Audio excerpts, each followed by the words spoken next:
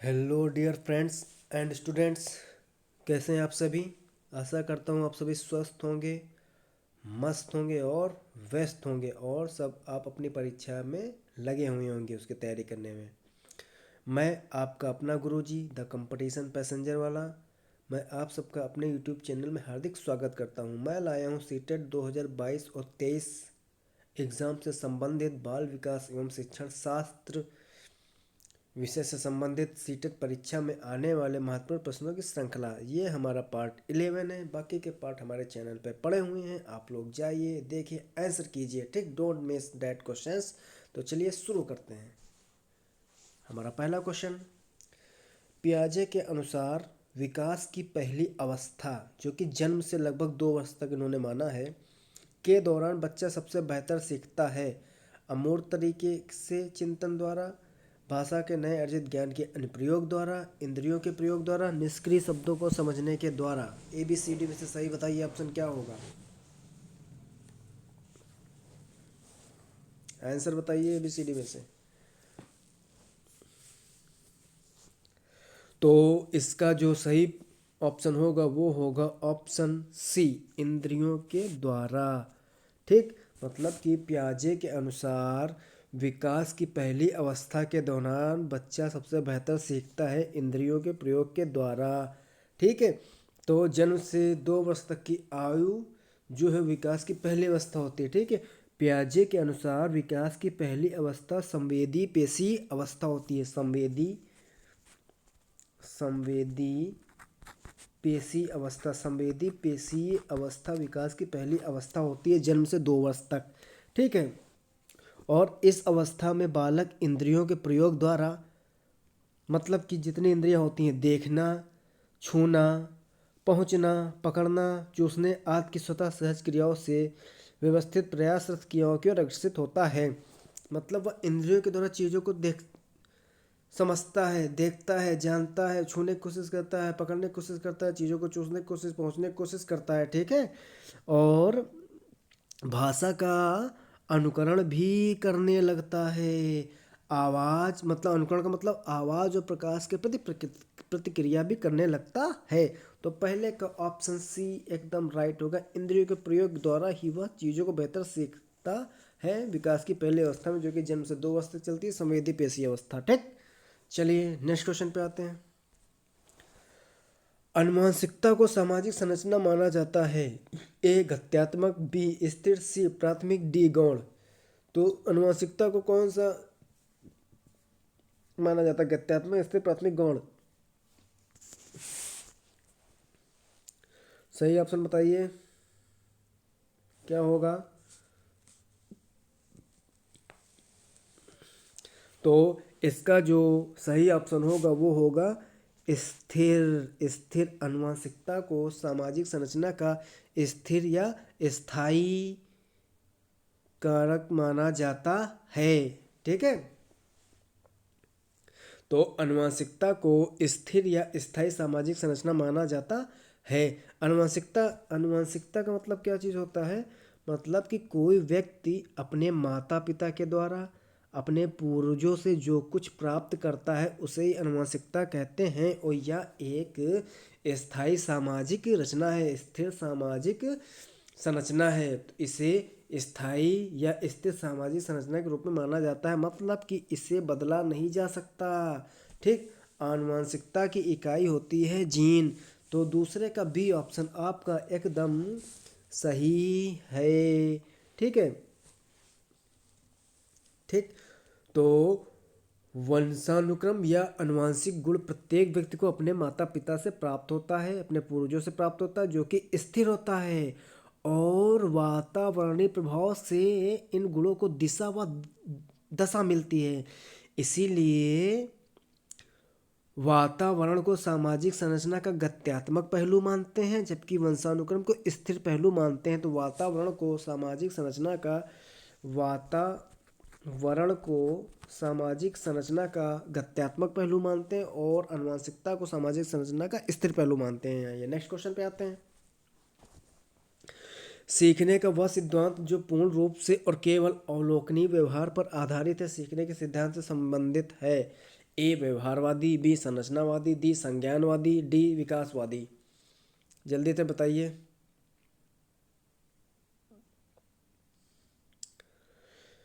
सीखने का वह सिद्धांत जो पूर्ण रूप से केवल अवलोकनीय व्यवहार पर आधारित है, सीखने के सिद्धांत से संबंधित है।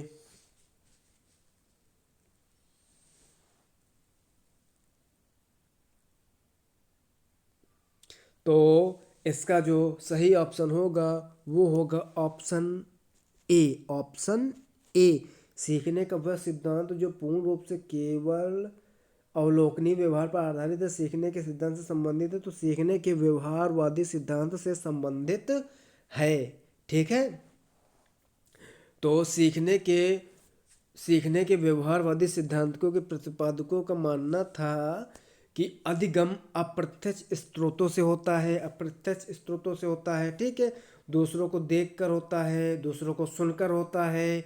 ठीक है, और संज्ञानात्मक व समस्या समाधान कौशल को दूसरों का अनुकरण करके व देख के सीखा जा सकता है। ठीक है, समस्या समाधान कौशल को और संज्ञानात्मक कौशल को दूसरों का अनुकरण करके देख के सीखा जा सकता है। नए व्यवहार व अनुभवों को निकटतम वातावरण में दूसरों को देखकर प्राप्त किया जाता है। तो हम कुछ भी जो चीज सीखते हैं तो वो दूसरे के व्यवहार को ऑब्जर्व करके सुन के ही सीखते हैं। यह व्यवहारवादी सिद्धांत के प्रतिपादकों का मानना था। इनका मानना है कि सीखना अवलोकनीय व्यवहार पर आधारित होता है, इसमें सूझ या अंतर्दृष्टि की आवश्यकता नहीं होती है। ठीक, तो तीसरा का ए ऑप्शन आपका एकदम सही है। नेक्स्ट क्वेश्चन पे आते हैं। निम्नलिखित में से कौन सी विशेषता आंतरिक रूप से अभिप्रेरित बच्चों के लिए सही नहीं है? ए, वे कार्य करते समय उच्च स्तर की ऊर्जा प्रदर्शित करते हैं। बी, वे चुनौती भरे कार्य को पसंद करते हैं। सी, ये हमेशा सफल होते हैं। डी, उन्हें कार्य करने में आनंद आता है। जल्दी से बताइए।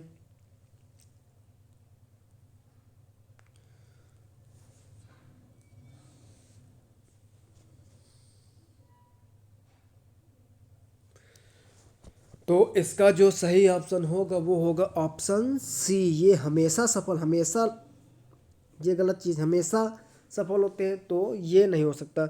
मतलब कि अगर कोई बच्चा आंतरिक रूप से अप्रेरित है उसके लिए ये हमेशा सफल होते हैं, ये सही नहीं है। ठीक है, उनका असफल होना भी जरूरी है। ठीक, नहीं उसमें हीन भावना आ जाएगी, दिक्कत हो जाएगी। ठीक है, तो वे कार्य करते समय उच्च स्तर की ऊर्जा प्रदर्शित करते हैं, सही है। वे चुनौती भरे कार्यों को पसंद करते हैं, सही है। उन्हें कार्य करने में आनंद आता है, सही है। आंतरिक प्रेरणा का मतलब होता है जो किसी व्यक्ति को किसी गतिविधि को आगे बढ़ाने के लिए प्रेरित करती है, व्यक्ति उसमें आनंद का अनुभव करता है। ठीक है, समझ गए, उस चीज़ों को सीखता है, अपने को उसमें सक्रिय रखता है। ठीक है, तो चौथे का सी ऑप्शन नहीं सही है, ये हमेशा सफल होते नहीं, सही होगा। तो आंतरिक रूप से अभिप्रेरित बच्चों के लिए यह सही नहीं है कि वे हमेशा सफल होते हैं, क्योंकि अभिप्रेरित होना बालक को किसी कार्य के प्रति उत्साह प्रकट करता है। मतलब प्रेरित होना जो है यह बालक को किसी कार्य के प्रति उत्साह प्रकट करना प्रदर्शित करता है, ना कि सफलता निश्चित करता है। ठीक है, तो चौथे का सी ऑप्शन आपका एकदम सही है। आइए अपने नेक्स्ट क्वेश्चन पे आते हैं। सबसे अधिक गहन और जटिल सामाजिकरण होता है? ए, पूर्व बाल्यावस्था के दौरान। बी, प्रौढ़ावस्था के दौरान। सी, व्यक्ति के पूरे जीवन में। डी, किशोरावस्था के दौरान। बहुत ही अच्छा क्वेश्चन, जल्दी से बताइए। ABCD में से कौन सा क्वेश्चन कौन सा सही होगा?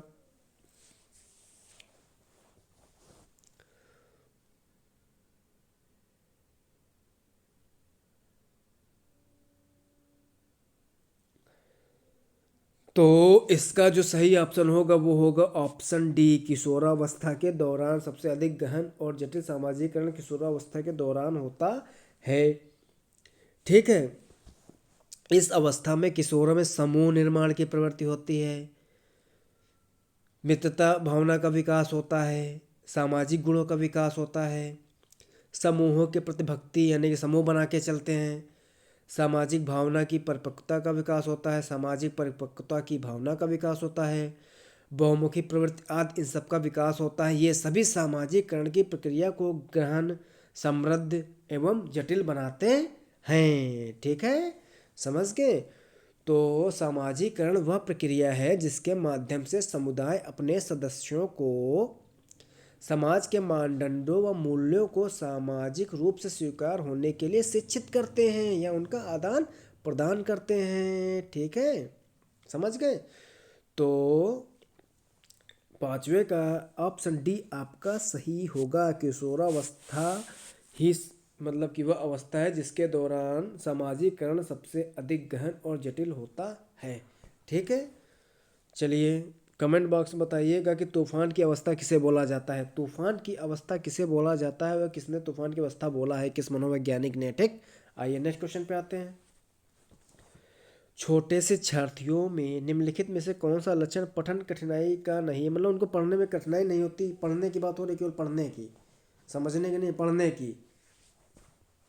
ABCD में से सही ऑप्शन बताइए क्या होगा।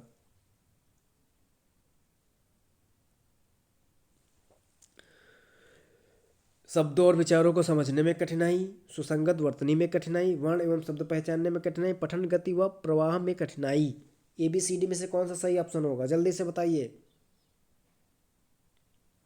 तो इसका जो सही ऑप्शन होगा वो होगा ए ऑप्शन। इसका सही ऑप्शन होगा ए ऑप्शन। शब्दों और विचारों को समझने में कठिनाई हो रही है, यह पठन कठिनाई का लक्षण नहीं है। ठीक है, मतलब कि वर्ण शब्द पहचानने में कठिनाई आ रही है, पठन गति प्रवाह में कठिनाई है, सुसंगत वर्तनी में कठिनाई, ये सब चीज़ें पठन कठिनाई के अंतर्गत आती है। लेकिन शब्दों और विचारों को समझना समझना इसमें कठिनाई, यह पठन कठिनाई का लक्षण नहीं है। तो छठे का ए ऑप्शन सही है। नेक्स्ट क्वेश्चन पे आते हैं। शिक्षार्थियों का आत्म नियम की ओर संकेत करता है, मतलब कि शिक्षार्थियों के लिए आत्म नियम का मतलब क्या है। ए विद्यार्थी निकाय द्वारा बनाए गए नियम विनिमय, बी स्व अनुशासन और नियंत्रण, सी अपने सीखने का स्वयं पर्यवेक्षण करने की उनकी योग्यता, डी विद्यार्थियों के व्यवहार के लिए विनिमय बनाना। जल्दी से बताइए सातवें का सही ऑप्शन क्या होगा।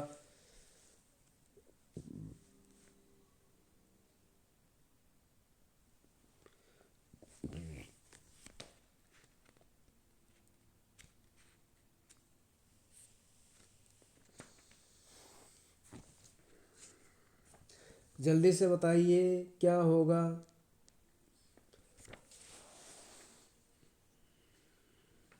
ए ऑप्शन होगा, बी ऑप्शन होगा, सी ऑप्शन होगा, डी ऑप्शन होगा। तो इसका जो सही ऑप्शन होगा वो होगा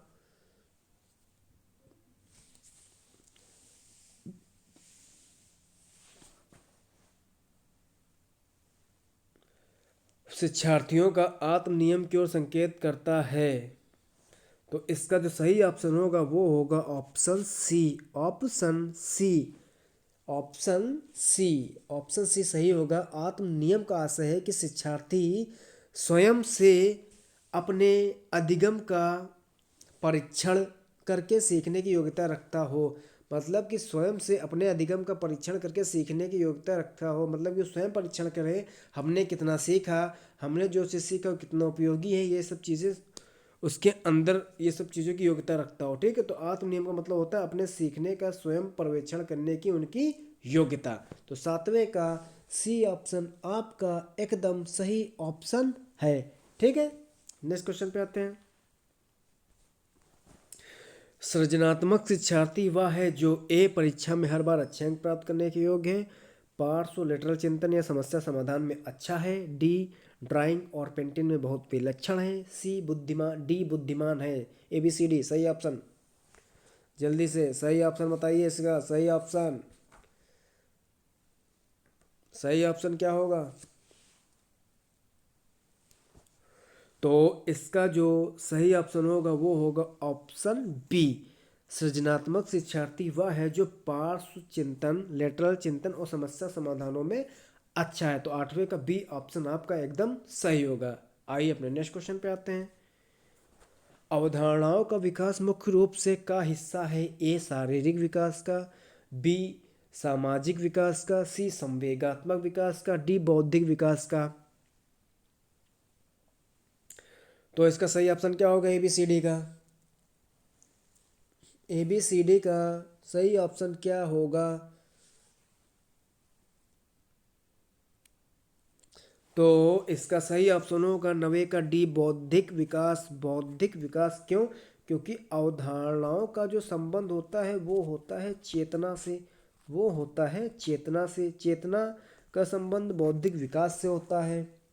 ठीक है, मतलब कि अवधारणाओं का विकास मुख्य रूप से बौद्धिक विकास का हिस्सा है, क्योंकि किसी भी अवधारणा को सोचने के लिए उसकी छवि मस्तिष्क में बनानी पड़ती है, जिससे उसके बारे में सोचकर अपनी अवधारणा प्रकट की जा सके।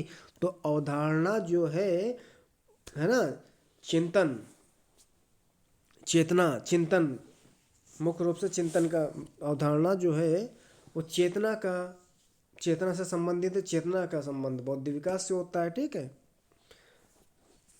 तो 90 का डी ऑप्शन आपका सही होगा। ठीक है, चेतना, चिंतन। ठीक, तो अवधारणाओं का विकास मुख्य रूप से बौद्धिक विकास का हिस्सा है। 90 का डी ऑप्शन सही। आइए अपने नेक्स्ट क्वेश्चन पे आते हैं।